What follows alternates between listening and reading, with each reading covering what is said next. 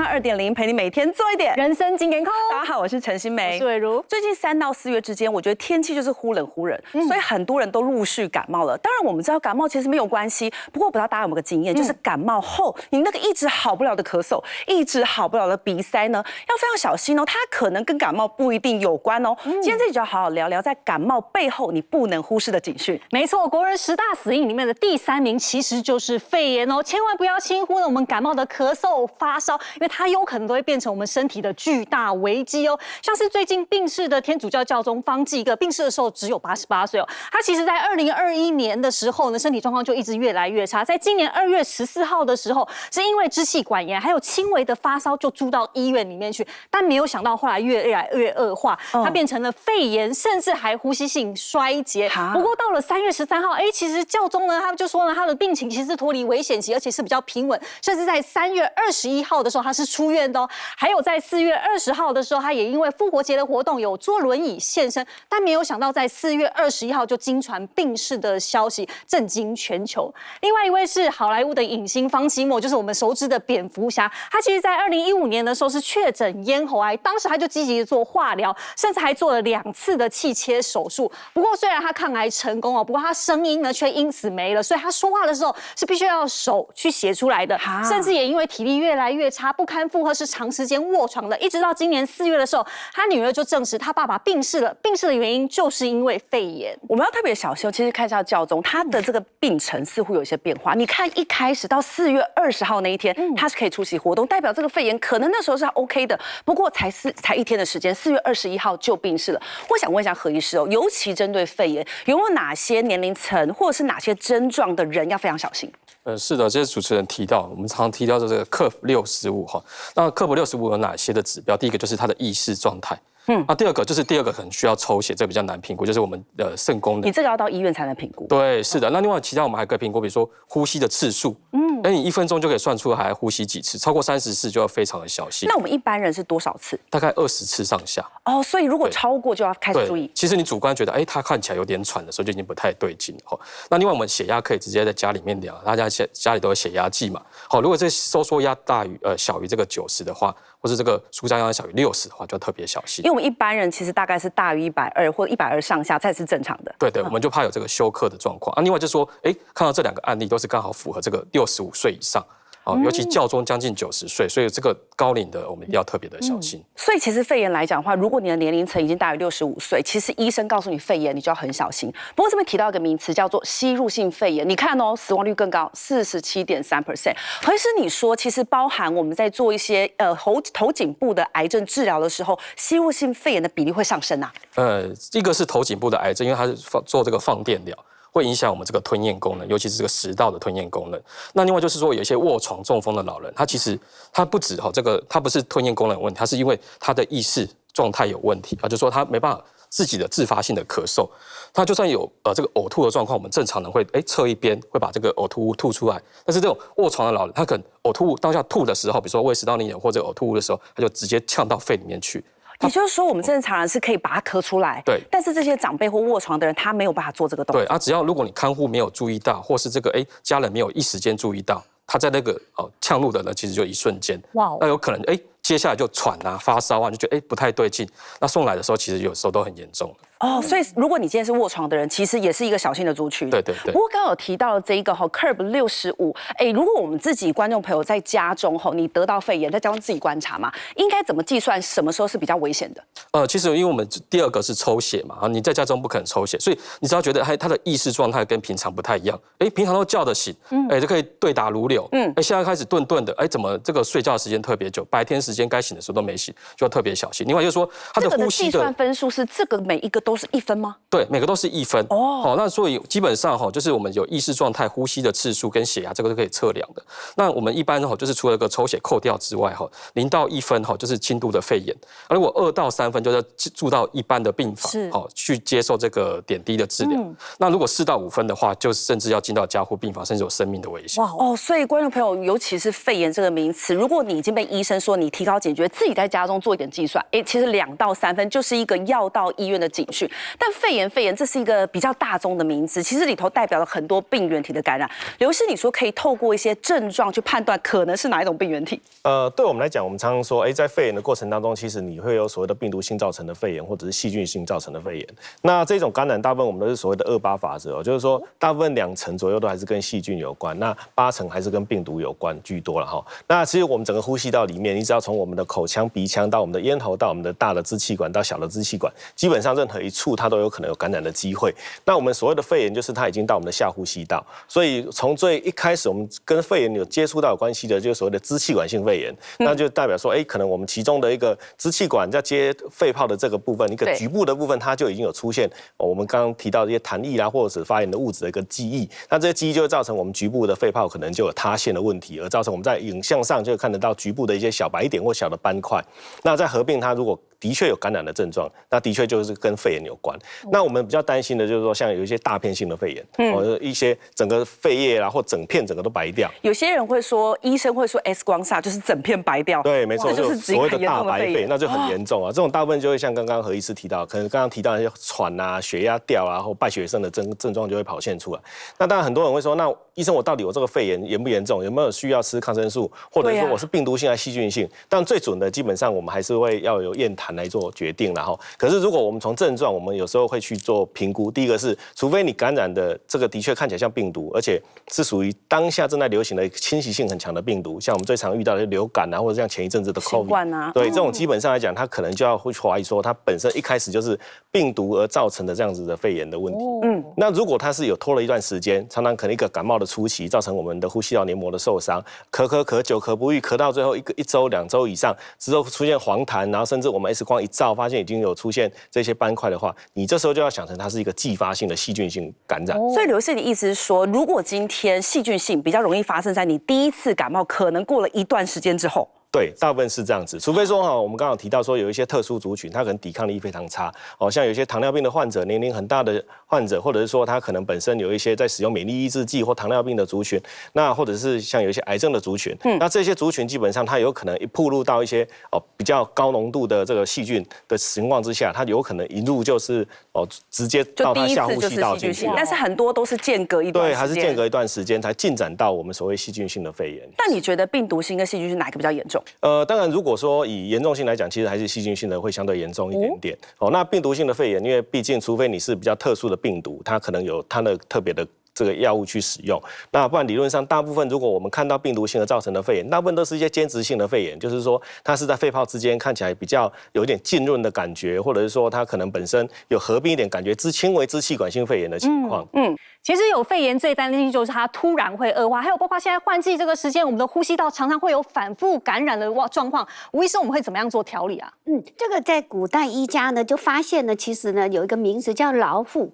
在我们的医典里面有一个名词叫劳复跟实复这两个，一个劳复就是因为劳动增加而引起的这个病情的反复变化，那还有人就是刚好一点就来吃个什么炸鸡的牛排啦这种的，而你还发现我们教宗其实是很可怜的，然后一稍微好一点就要去觐见，要去出席出席，然后还要讲话，那这些讲话劳动其实都是叫什么？劳动，它就会气虚，所以在这种情况底下，这个通常呢，这种比较年纪大一点的或者年纪小一点，你不可以给他什么虚不受补不能乱补所以我们今天呢，给他用一点这个补肺气呢，然后又可以让他肠胃呢这个部分的一个痰呐，可以持续的可以变化，可以让他的舒缓。但我们今天呢，简单6味药，第一个就是黄芪加上太子参，那这个黄芪太子参有个特色，就是它不会太补，尤其是我们的太子参，它又叫小儿参呐，就是小朋友啦、老人家在吃的时候不会让它太补，因为有时候哎呦我太虚了，我要来补个高丽参，千万不可以。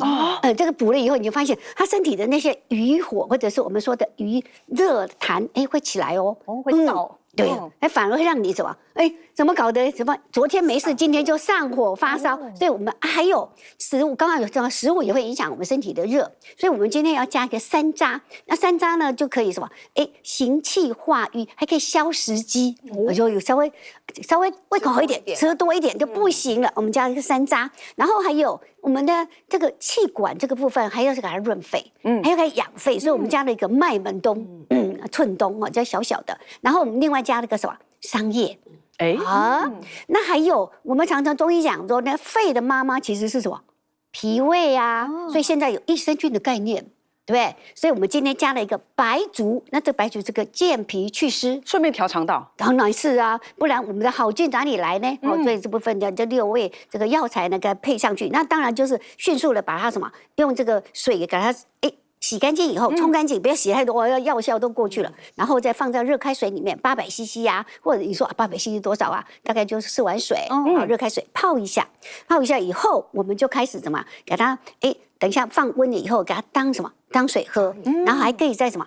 不要浪费药材，我们还可以再回冲一下，大概就是在配合在我们这个就是说这种缓解期的时候来喝，千万不可以说比较好一点的喂他，尤其小朋友、老人家，喂他吃很好啦，口味很重啦，这个都会让我们的这个食腹或者是劳腹的现象出现，就会不是刚喝今天个造成居然教宗居然就走了这样哈。除了茶饮以外，淑慧老师你说其实有一些营养素，你多吃也可以保护肺。是，主要重点就是在于我怎么让我们的人体第一道防护线，我们的呼吸系统把它保护好，我们就可以避免后面很多的慢性疾病的发生。那其实我们会跟大家分享，主要有3个营养素。第一个就是维生素 A， 维生素 A 的主要功能，其实它是会让我们的呼吸道的黏膜细胞分泌黏糖蛋白，保持我们的黏膜细胞上面的滋润。那就是因为你保持滋润了，所以怎么样？细菌病毒进来，它就滑掉了，它就不会附着在上面，那就可以避免后面的感染。这是第一个。第二个呢，就是我们会建议要摄取足够的维他命 C。维他命 C 的主要功能是在于细胞跟细胞之间间接的胶原蛋白的合成。所以你有维他命 C 足够，你胶原蛋白合成的好，你的呼吸道的黏膜很紧致，那自然病毒细菌就不太容易入侵。那第3个就可能深入一点了，维他命 D。维他命 D 主要是调节我们本身的免疫系统，包括我们让我们的免疫系统免疫球蛋白的生成会更好，更反应得更好。那这个呢，就是3者合成在一起的话，可以把我们的呼吸系统调节得更好，让我们的第一道防护线从空气里面进来的这些病原体，我们就可以把它排绝在外。那今天我就跟大家分享，我就是搭了这些维生素 A、维生素 C 跟维生素 D 的一些食材。我们大家都知道哈，维生素 A 就是深绿色，红色、黄色就是维生素 A， 用颜色来判断是可以的。对，其实就很容易找。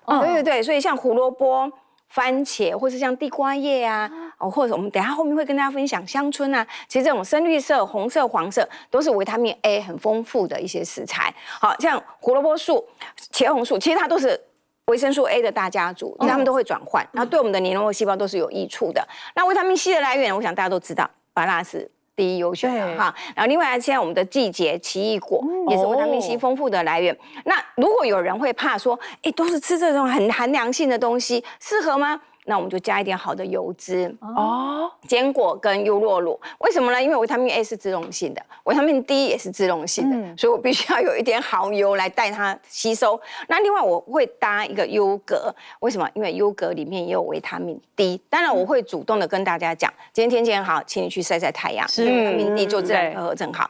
那你如果感觉我可以在食物里面再添加有富含维他命 D 的食材，那这一杯蔬果汁的话，那就可以更丰富的强化我们的呼吸系统。所以我们其实保护肺有很多种方式，其实可以参考这个蔬果汁哦。不过最近感冒出现一个很特别的症状，就是湿声。湿声的原因当然很多，但你知道吗？竟然可能是浓鼻涕在作祟哦。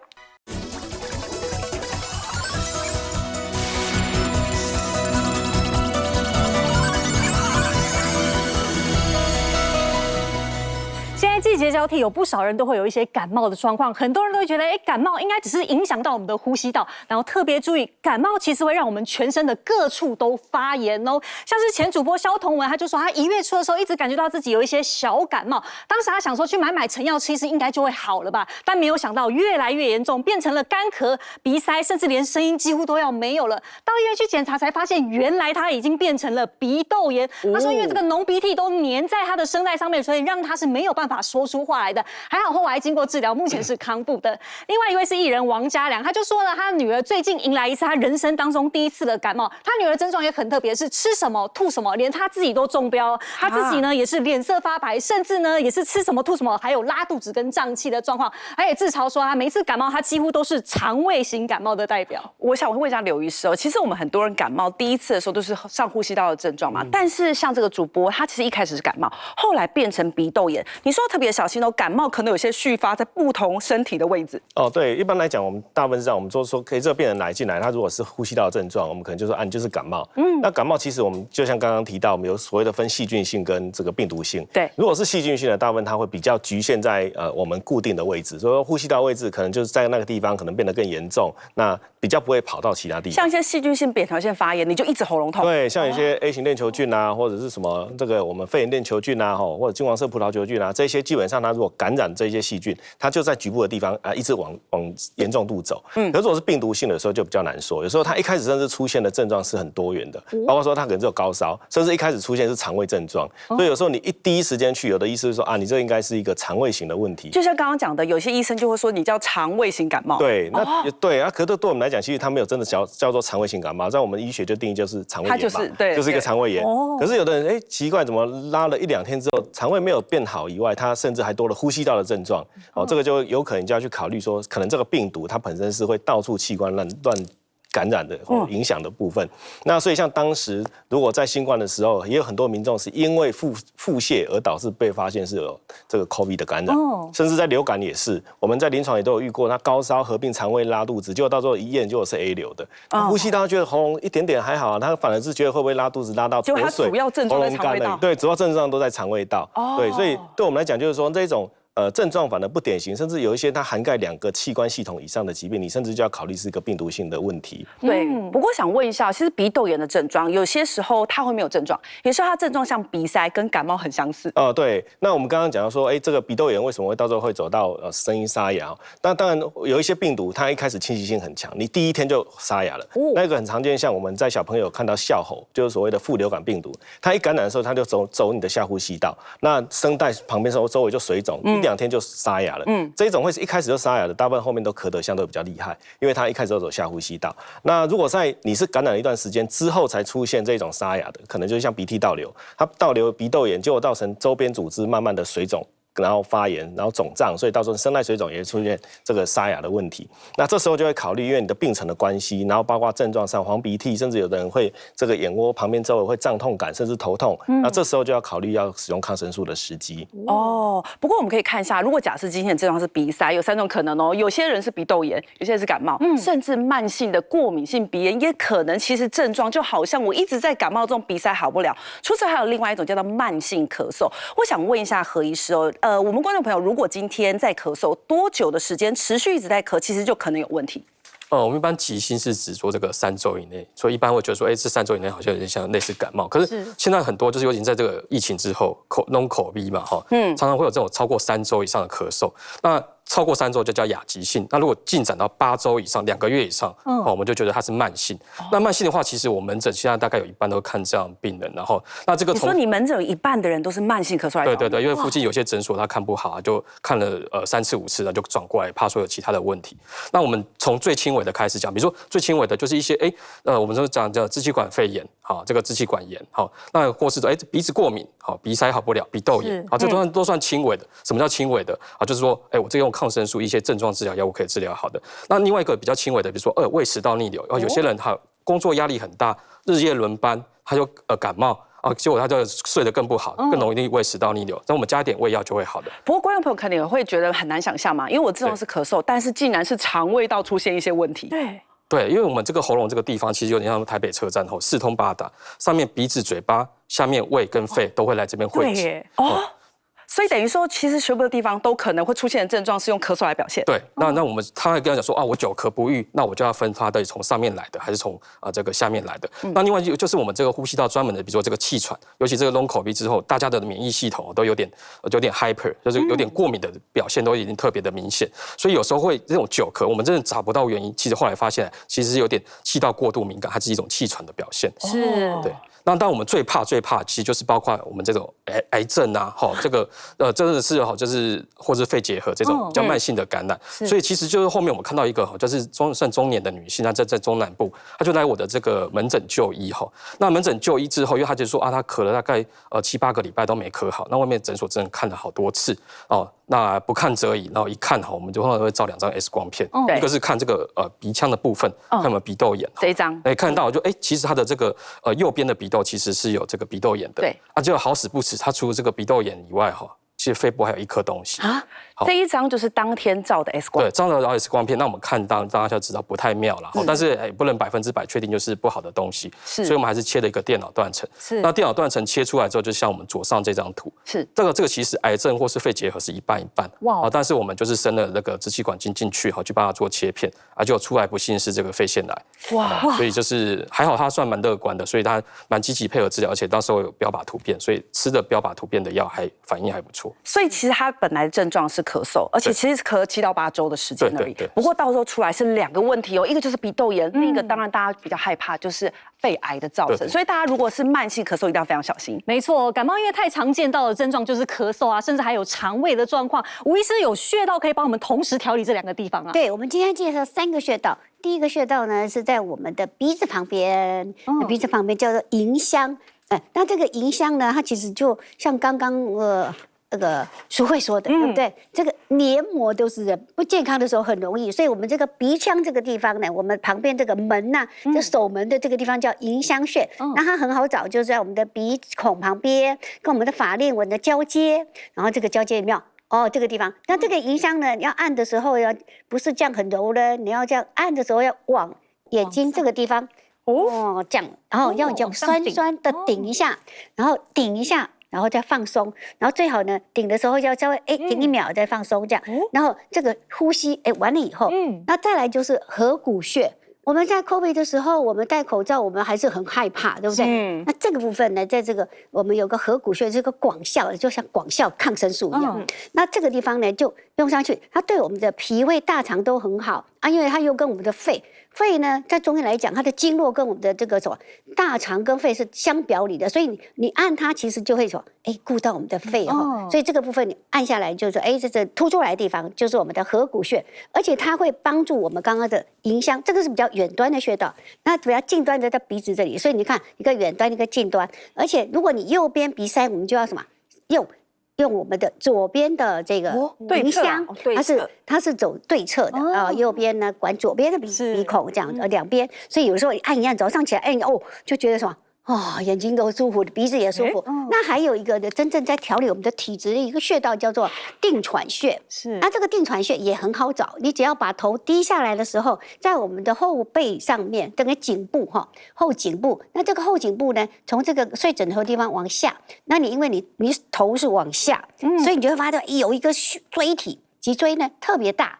就到大椎，大椎旁边呢，大概0.5寸的地方，就是我们的什么？在这里就是我们的这个定喘。那它定喘呢，在中医来讲呢，它有可以急救所以我们会什么？有时候会给它这个地方给它用热灸啦，有没有艾粒这样？然后另外就是我们还可以来给它什么 DIY 来给它做一个调整跟体质的调整，肺气的一个。所以在这个地方可以吗？有用这个什么吹风机吹啦，远一点热的，然后再来就是要给它按摩。那这个按摩的时候，这2边这个定喘是2边2个穴道在这里，这中间这个是我们的第7椎。大椎，然后旁边2边这样子按的时候压一压，压的时候那也可以，我们自己可以捏，用大拇哥食指这样子捏，左3圈右3圈，然后也可以什么这样推。这样，在这个地方保持，每天都要弄一天至少要按3次，尤其是你的很容易感冒的人。没错，因为感冒最难好的应该就是咳嗽。有很多人觉得，想要治咳都会吃枇杷膏，到底什么该吃，什么不该吃？其实含糖是关键啊，淑慧。对我自己就是一个活生生的例子。我2月底的时候就是一次感冒，然后我大概吃了10天的药吧，然后就是一个尾巴，咳嗽就是一个尾巴，一直好不了，其他都好了，就一个好不了。我现在就跟我说，不然你试试川贝枇杷膏好了。就我听起来很合理啊。我跟你讲，是真的没咳了。然后痰全部堵在这里，没咳了，痰全部堵在这里，比较甜呐。对，就是太甜，吃了太，因为川贝枇杷膏比较甜。对，所以后来我才发觉说，不对，我这个症状的时候，其实我不应该吃那么多含糖分比较高的食材。那所以这里跟大家分享，很多人在感冒的时候，其实水果的含糖分真的落差会蛮大的。这时候就提醒大家，如果你还是有热咳，然后咳嗽有痰的时候，其实含糖分比较高的水果暂时都先不要。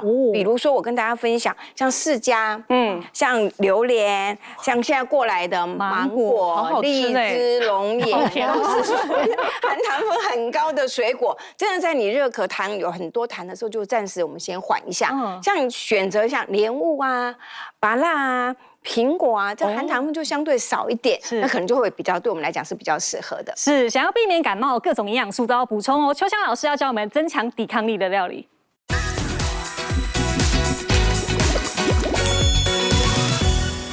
咳嗽、喉咙痛，那代表我们身体正在发炎哦。秋香老师今天用很少见的食材香椿，还有彩椒帮我们身体抗发炎。是因为彩椒很多维他命 C 嘛，那香椿其实是一个高营养价值，然后它一个抗氧化的效果跟消炎效果非常好。这个就是现在春天这个季节哈，就刚刚好是它盛产的季节。秋香老师，你说你家有种？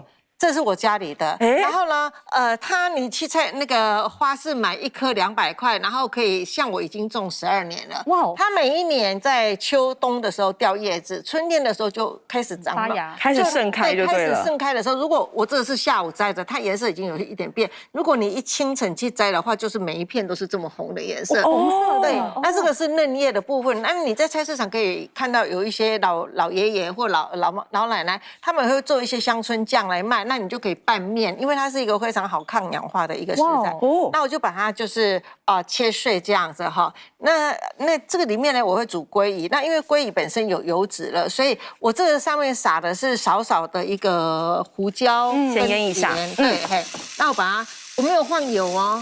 好，那我现在呢，我把这个菇类呢就放在旁边，也没有放油。鲑鱼本身就富含油脂了。是，对，所以等一下我们会放好的油，就是好的橄榄油再放下去后加这样子。好，那我给它稍微小一点的火这样。好，那我们其实香菇这个菇类啦哈，其实也是生煎呢，对不对？对，也没有放油。不要放油，因为你如果这个菇哈一开始你就放油哈，你多少油都会不见。因为它是一个海绵体，它会把它吸到非常非常的干净。因为菇类会吸油。对，非常吸哈。好，那我就放了3种菇哈，就这样子，你把它放下去以后呢，那因为甜椒跟这个节瓜都是非常容易熟的，你半生熟都可以哈。好，那我现在把这个香椿叶放进来。这个香椿炒饭也很好吃。那苏老师，我发现你会放在菇的上面，是不能放在鲑鱼上面。也可以啊，也可以的。但是因为鲑鱼，我等一下可能要翻面，那我一翻面的时候，它可能就是会焦掉，对不对？反正它打的味道就混在一起了。那我大蒜后加，但是我的红葱就先加，就是这样子把它撒上去。应该会啦，好，没有不会。蛮简单，到目前为止我觉得我可以。好，那我现在我要加酒，酒就是加在鱼的上面。好，好，那盖上锅盖焖一下。那在焖的同时，我想问一下淑慧老师怎么看待这道料理？它就是符合刚才我跟大家分享，你要照顾你的呼吸道系统，3个维他命你一定要吃到，维生素 A、维生素 C 跟维生素 D。香椿就是一个维生素 A 很丰富的一个植物，它有一个特殊的辛香的味道，它本身的抗氧化性也很高，所以清除自由基，特别是保护我们的呼吸道黏膜被自由基侵袭的功能其实蛮好的。然后另外一个就是甜椒，甜椒维他命 C 含量很丰富，在蔬菜里面一般来讲蔬菜的维他命 C 一加热它就很容易破坏掉，所以你就是类似像这种彩椒类的东西，你可以吃半生不熟的维他命 C， 你都还可以摄取得到。那菇类就是维他命 D 的来源，所以不管你是任何的菇，香菇、黑木耳、那个红喜菇，其实都 OK， 维他命 D 也都很丰富，还有鲑鱼也是维他命 D 丰富的来源。所以你把这些食材搭配在一起，那对你的呼吸道黏膜就提供了非常好的保护作用。所以这道料理其实就是把我们刚刚说护肺的东西，维生素通通加进去了。对，没错。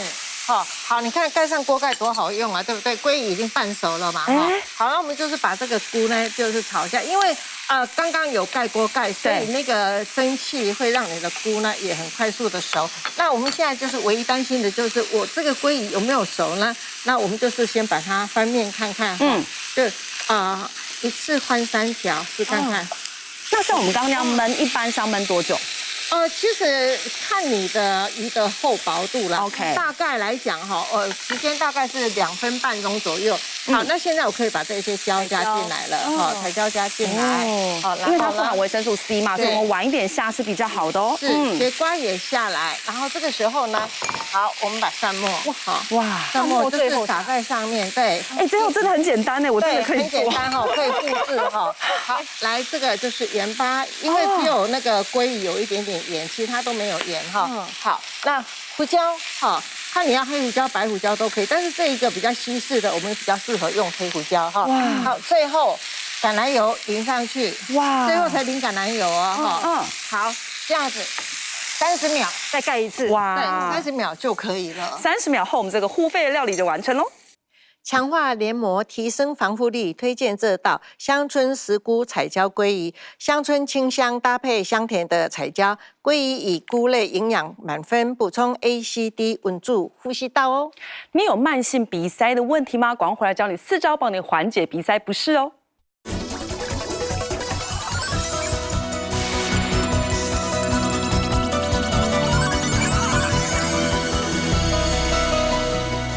现在正值季节交替，有不少人都会有感冒甚至过敏的状况。根据统计呢，有53%的民众在季节交替的时候都会有流鼻水甚至鼻塞的状况，其中就包含这位70岁的阿伯。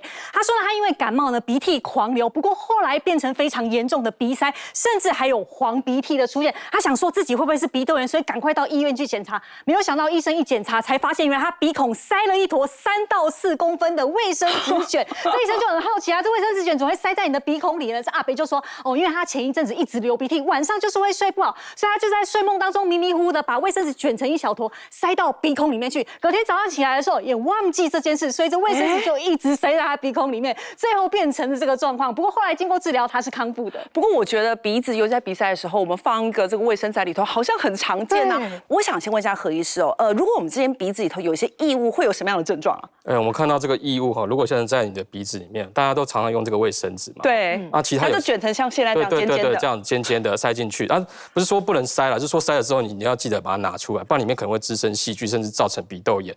那我们都知道说这个干硬的东西哈，尤其是对这个呼吸道是一个非常大的刺激。那我们通常会有一些鼻子过敏的病人，通常会有一个表现，比如说，他可能鼻塞2、3天，他都用嘴巴呼吸。对，那嘴巴呼吸跟鼻子呼吸又是一个最大的差异，是说鼻子呼吸进去的是一个温暖潮湿的空气，对我们来讲，呼吸道喉咙是一个很滋润的空气。就是鼻毛其实会帮我们过滤一下空气。对，而且它是一个温暖潮湿加热的东西。好，那这如果经过你的嘴巴，加上又开上你这个冷气很强，那通常过了2、3天晚上之后，你会开始发现，喉咙发炎、喉咙痛。那就开始往这个耳鼻喉科啦，这个基层诊所开始就医。你的意思说，假设我们今天鼻塞的时候，我们会习惯张口呼吸，就后面就变成第2个感染发生了。对，然后可能后面可能细菌感染啊，甚至其他的第2波的病毒啊、细菌感染就会接着发生。所以这个其实第一个步骤，你就是先把这个鼻塞治好，后面就不会接着发生。那问题是鼻塞治好，我们的方式就会拿卫生纸把它吸一下，这样动作是正确的吗？我觉得要从基本上环境的比较过敏源，比如说你这个环境是不是很多的尘螨啊、猫狗毛啦，甚至有些蟑螂的这些排泄物，先把这个地方最好隔绝掉。那另外就是说，空污的部分，我们现在有很多什么防霾纱窗、空气滤净机，对，或什么新风机等等的，第一层就把它先隔绝在室外，那就不会刺激到我们这些鼻子黏膜，造成这个反复的感染啊，甚至这个发炎的状况。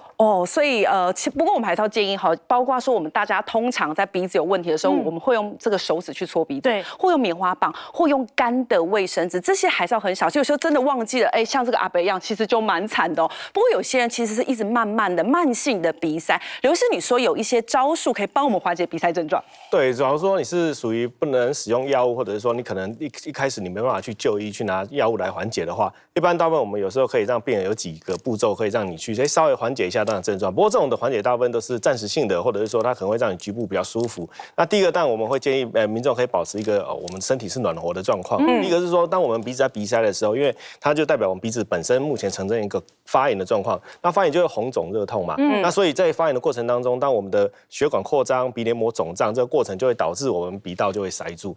所以像有的人如果有那种严重的这种鼻中隔弯曲的，他甚至每次只要感冒就单侧一定会固定会鼻塞，这种就会很明显。所以我们一般第一个就是让你暖和身体，让你在血液的部分不会只局限在局部的地方出现肿胀的过程，让你能够造成血液流通。那第二件事情就是说，我们可能可以在这个睡姿的部分上去做一些改变。我们睡姿的改变的过程往右躺，我们的重力的关系，血流就会往右侧。侧，所以很多病人会有经验说，奇怪，我鼻子是不是相通啊？为什么我只要往右睡，左边就通，我往左睡就换右边通？其实是重力的关系哦，不是你的鼻子相通哦，我们中间还有一个鼻中隔哦。那再来就是说，我们有时候可以做一些姿势性的改变，我们可以借由去刺激我们一点点的交感神经，让我们的血管能够收缩。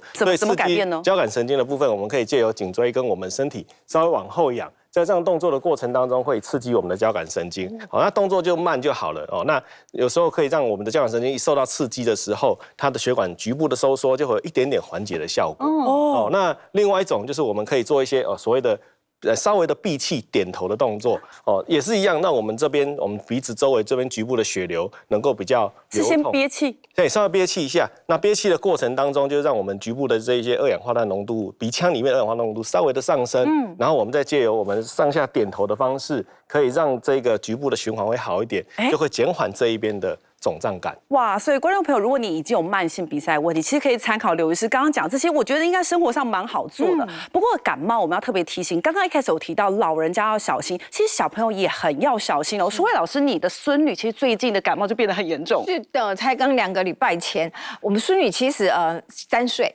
去年9月才刚入幼稚园，所以你知道吗？真的，这进去之后，幼稚园就是各种病毒都在里头，各种病毒都有。你在幼稚园里面就是这样子大，你就是轮流，你知道吗？每个小朋友就这样轮流。他妈妈曾经说，平均下来1个月要去看1次医生。哇，1个月1次啊，好频繁哦！你会发觉好频繁。然后呢，当然这就是这样子啊。我们就想说，因为以前没有入学之前都在家里。就不会感冒嘛？对。现在第一次入学，你就发觉哇，这半年真的很辛苦。他大概是在3月底的时候，他的症状是什么？很特殊哦，他没有发烧，他就是咳嗽，然后流鼻水，流鼻水的症状还好，最主要是咳嗽。咳嗽又很特殊，他只咳早上睡醒，跟晚上要睡觉之前，白天不咳。所以一开始我们的想法就是过敏，对，因为我们最近不是说温差很大嘛，晚上就很凉，白天就很热。我们想哇，这个过敏，所以我也没有不太理他，然后就咳到后来，你知道，咳到后来发觉不太对劲，他晚上要咳1个小时才能够入睡啊，1个小时，对，他只要一躺下去就开始咳不停，然后我就开始怎么办？枕头垫高，也不行，喝热开水也不行，我到后来关窗户也不行，后来你知道我是开暖气，我就整个房间让它能够温暖潮，就是带点湿气，然后温暖，它才能够睡得着。我就越想越不对劲，我就隔天我就带他去看医生，就医生一听，哇，2侧已经是支气管炎，哇，这么严重。他说2侧，但是他真的咳，就是他的症状就是咳嗽，对，但是他白天不咳他就只有咳晚上跟早上，所以你不会想说是感冒，我们都会想说你应该是整天都在咳吧，对啊，没有，他就咳2个时段而已。然后呢，医生一听说，2侧支气管炎，然后呢，因为你时间已经拖了2个多礼拜，他已经拉到有中耳炎，对，然后医生就说，那你就必须要投抗生素，因为已经拉得很长。是，那我有请教科医生说，那你咳成这样，为什么没有发烧？对啊，好奇怪哦。然后医生说，很有可能是他在更小年纪的时候，他那个时候已经有得过类似像病毒的感染，所以他这一次的症状就没有那么的严重。但是因为我们忽略了，所以时间拉长了，所以他这次就必须要投予抗生素。但是他投予抗生素的时候，医生就问我一句话，他说，因为这个抗生素呢会引起腹泻，它的副作用是引起腹泻。你们家有没有益生菌？他的意思是说，你最好伴着益生菌一起吃，要不然小朋友会有另外因为腹泻的副作用会更不舒服。我就说我们家里有益生菌，那时候我们就是药物也服用，然后益生菌也添加，所以我们就这样一起就这样大概1个礼拜7天的疗程，是，那现在就是症状都恢复了。是，那后来是因为我在考虑啦，说我这个小孩子因为。等他回学校之后，他还不是一样又来啊？感染源还是在那里啊？对。那为什么要去增强他的那个防护力啊？当然就是我跟大家刚才分享的维他命 A 啊、维他命 C 啊，我能够想办法的给他，我从天然食物给他。你说有种新香料，其实也可以。对，就是有一个新香料叫做百里香。百里香，我不知道大家有没有听过？其实它是一个类似欧洲的汉草药，我们的传统医里面像我们的9层塔啊、是柠檬叶啊，其实欧洲就是百里香。它是入菜在用的吗？入菜，茶饮也可以用。它其实你可以买得到啊，就是干燥的香料，你可以放在披萨上面都可以呀，做面包里面也可以。绿的，对，所以其实百里香事实上是一个很传统的，在他们的欧洲的药典里面，它是已经被认证，它的本身成分叫一个叫做百里酚的东西，是本身是可以抑菌。它就有抑菌，然后抗病毒、抗发炎，然后有清咳排痰的作用的一个药店。是所以在一般来讲，他们说以前啊，欧洲黑死病流行那个时候，他们的医生怎么样去看治病人的时候，他们就要防护自己，然后他们就会在他们的防护罩里面就塞满百里香，对，真的塞满这些药草，隔绝这些病源的侵入。对，所以我就会想说，那如果可以的话，我是不是可以在益生菌之外，再添加类似像这一种百里香啊，或者是我们中药的部分的甘草。甘草也是止咳嘛，然后还有我后来想说，也许可以加一些初乳蛋白，这些初乳蛋白对小朋友的抵抗力也许会有帮助，所以我就是找了类似这样子的一个产品来投予。那自从它2个礼拜之后，到目前为止都很好。所以百里香这成分是小朋友也可以吃的，是，它是有专门针对小朋友，因为还是要剂量啦，针对小朋友剂量，它也有针对大人啊，大人的剂量，对，所以我们还是要考量。那一般来讲，我们就会建议说，益生菌其实2岁以上的小朋友都可以使用，是2到12岁都可以来使用，那就符合我们的，因为还是要算一下剂量，符合小朋友的剂量来使用就是 OK 的。是，对。广告回来，我们就用中药材黄芪帮我们入菜补心肺哦。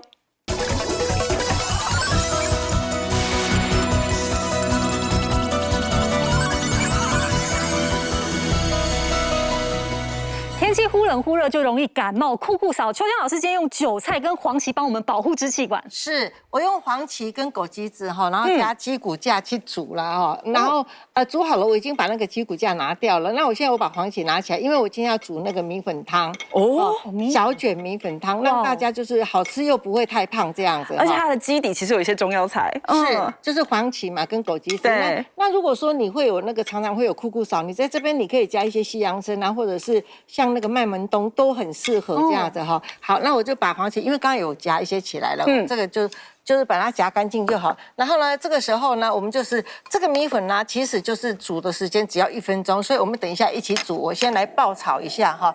那我把那个辛香料把它炒香。有一些食材要提早爆炒。对，这个蒜末，蒜末，然后呢，来我们红葱末。香料都先爆香，对，蒜末、红葱末把它爆香哈。那爆香的时候啊，我会在这个爆香的过程里面，因为这个南瓜它是脂溶性的，所以呢，稍微的就是把它加油炒一下，对。那我在炒的过程里面，我现在就可以层层堆叠了哈。来，这个米粉先下了，同步进行，这样效率很好哦。是，好，这样米粉下来，然后呢，这个南瓜这样子炒一炒，其实不用炒到很久，我只要让它就是通通沾满了这个油脂这样。等一下吸收率也会比较高。是，好，那我把它摆边边，然后呢，来这个泡椒下去炒一下，对，稍微的炒一下哈。好，那我们就这个时候呢，就把这个酒加下去，但是酒就是不是加在南瓜上，是加在这里面，好，是加在那个套椒上面哦。是，好，就不用炒到很熟哈，因为这里面呢，就在煮了嘛，那我们就是给它直接下到里面去煮就好。那我这里呢，你看，因为你煮的时间没有很长，所以你记得南瓜就是切薄片，或者是切丝。好，那这样放进来。那接下来我们就开始先炖它。现在就可以炖它。那我们等一下呢，就是快好的时候啊，我们就把胡椒、盐啊，还有这些韭菜、芹菜，再给它加进去。那现在就先让它煮一下。在煮的过程，我想问一下吴医师哦，其实我们常说感冒的时候，有些人会去找中医调理，但你说其实咳嗽还会分热咳跟冷咳啊？对，我们会分辨，就是说，你的这个咳出来的这个痰呢是什么颜色的？有的人咳出来这个特别的黄，有点黏，然后舌头，总要看一下舌头。中医看望诊看，我整个舌头是红的，像猪肝一样，然后前面1/3是前面有红点，甚至于前面还有像这个芒刺、草莓一样，这样哒，这种的就是我们一般说的风热型的，也是我们一般说热咳。那这种热咳基本上呢，就我们用的这个，因为痰在那边，因为跟这个痰热壅肺有关系，所以我们会用一些什么麻杏甘石汤啊，然后用一些什么柴苋汤这种的。那有的咳，自己渐渐的变成什么？痰变得很稀，但是还是很多。那这里就变成我们说的冷咳了。那这你会发现呢，这个你会吃那个西药都好像效果不好啊。这类的病人大概都会来我们中医来看，那就会觉得说，我说甲维后，这个时候冷咳就需要用到中药的，我们会用到什么杏苏散呐。那如果有合并鼻子鼻塞，因为它有时候有那种我们说鼻窦炎，它就千元在后面了，我们就该用点什么辛夷清肺散呐，或者是葛根汤之外，我们还给他用点什么罗汤、小青龙，还要再补一下。所以这个时候，这个秋香老师的这个黄芪呀，或者一点点猪背啊、粉光会慢慢进来。所以黄芪比较适合是冷咳的时候。对，但是你热咳，你给他吃了以后，你要发现什么？哎，咳得更厉害啊，更多的啊。哦，所以其实我们还要分一下时间，这一道料理是适合冷咳的时机哦。对，还有就是你可能咳得很久啊，都不溃的啦，气比较稀的时候，给它补一下气的感觉。是不收那个。对，就后面那个收味啦哈，我们讲的收这样子。好，那我们就是在中医的理论或者是营养学的理论来讲，就是说绿色的东西也是很养肝嘛。对。但是呢，韭菜呢，它是除了养肝也养肾气，所以有一些人他咳嗽会咳不好，其实是肾气比较不足了哈。那我会加韭菜，因为春天的韭菜现在还是在春天，春天的韭菜是非常适合吃的，就是春季来吃的哈。所以我把它切成末。如果你买不到韭菜，你就去买韭菜花也可以，把它切成末就可以了哈。好，那我现在这个已经好了。那如果你喜欢吃那个就是南瓜软一点，你就先南瓜先煮，最后再加这个修更。但是因为我们在录影的话，我就给它一起下去。那现在就是加个盐巴调味，对，加盐巴调味，然后呢加胡椒粉调味。对，胡椒粉调味。然后呢，这个时候我们进来就。先芹菜哦，先芹菜，因为芹菜就是它可以煮，好香哦，但是你韭菜煮了就不太香了哈。是，好，韭菜下来呢，这个时候我们熄火，因为今天用的是砂锅，所以砂锅你熄火的话，它还在火热，对，所以来这个时候就韭菜，关火下韭菜，对，是。那你看你要吃多少，你就自己加哈，就这样子就完成。哇，我们知道顾费的料理就完成喽。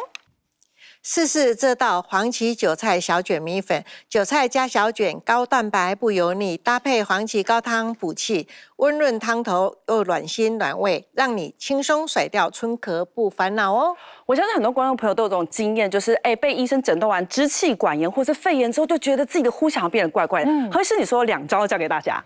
是的，我们可以在家里做2招哈。第一招我们就是上呼吸道哈，就是这呼吸道心肺复苏啦哈。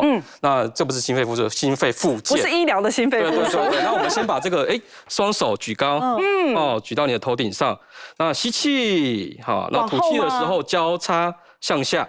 好，吐气，好，向下这样子，对。然后你坐在椅子上坐也可以，站坐也可以。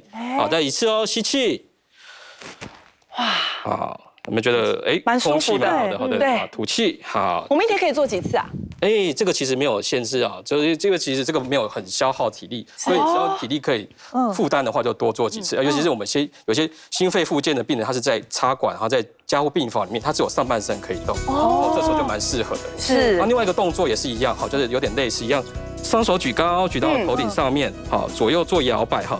那一样，吸气向左，向左，好，吐气，好，再回来，等于在伸展我们侧面的背部的感觉。吸气向右，吐气再向回来，好，就这样反复。哇，对，所以其实观众朋友可以在家里做这些动作，帮我们好好修复。不过马上特别提醒哦，如果今天肺炎可能会很严重，包括如果年龄比较大，你注意自己的血压状况，血压状况开始改变，甚至你听到他的呼吸，怎么1分钟不是我们平均的12到20下，而是超过30下就要很小心哦。健康也要特别提醒大家，在这一个季节交替的时候，一定要好好的照顾自己的健康哦。我们就下次见，大家拜拜，拜拜。